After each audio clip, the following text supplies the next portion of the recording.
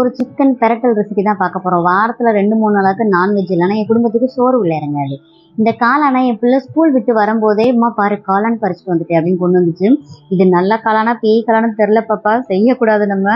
ஏன்னா நான் சின்ன பிள்ளையா இருக்கும் போது தான் எங்கள் அம்மா இதெல்லாம் பேய் காளான் பறிச்சுன்னு பேய் வீட்டுக்கு வந்துடும் அப்படின்லாம் சொல்லி பயமுறுத்தி வச்சுருந்தாங்க. ஏன்னா விசக்காளானும் இருக்குல்ல, அதை நம்ம தெரியாமல் எடுத்து சமைச்சிடக்கூடாது. இது உண்மையிலே நல்ல காளானா கெட்ட காளானா ஆராய்ச்சி பண்ணுற அளவுக்கு அறிவில்லை, அதனால தூக்கி ஓரம் கட்டி வச்சிச்சு. அதை நான் சமைக்கலாம் இல்லை.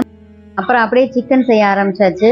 இந்த சிக்கன் ரெசிபிக்கு எண்ணெய் ஊற்றி பட்டை கிராம்பு சோம்பு ஏலக்காய் எல்லாத்தையும் தூக்கி போட்டு நல்லா 2 வதக்கி பெரிய வெங்காயத்தை நீல சைஸில் வெட்டி அது கூடயே தக்காளி கருவேப்பிலை இஞ்சி வெள்ளைப்பூடை இடித்து சேர்த்தா தான் ஃப்ளேவர் சூப்பராக இருக்கும். ஃப்ளேவர்ஃபுல்லாக இருக்கணும்னா இஞ்சி வெள்ளைப்பூடை அரைக்கிறத விட இடித்து சேர்த்து பாருங்கள், டேஸ்ட் சூப்பராக இருக்கும். அப்படியே இந்த வெங்காயம் தக்காளி இஞ்சி பூண்டெல்லாம் ஒன்று சேர நல்லா வதக்கி விடணும்.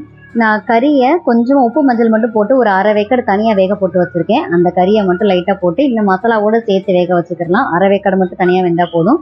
அதோட சூப்பையும் தனியாக எடுத்து வச்சுக்கணும்.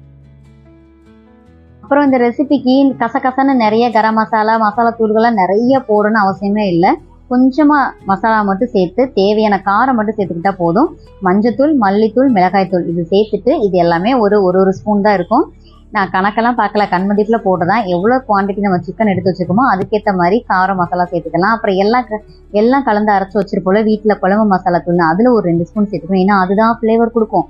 அதெல்லாம் சேர்த்து நல்லா இப்படி கிளறி விட்டு அந்த சிக்கனை வேக வச்ச தண்ணி சூப்பு தண்ணியாக எடுத்து வச்சுருப்போம் அதுவும் உப்பும் சேர்த்து நல்லா கிளறி விட்டு கொஞ்சோண்டு தண்ணி தெளித்து மூடி போட்டு வேக வச்சோம்னா சிக்கன் நல்லா சுருண்டு வந்துடும்.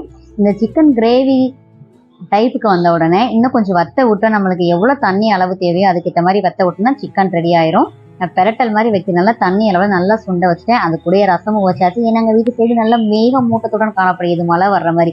அதனால சுள்ளுன்னு சுருக்குன்னு சிக்கன் பெரட்டல் ரசம் சுட சுட சாதம் சூப்பராக இருக்கும். ட்ரை பண்ணி பாருங்கள்.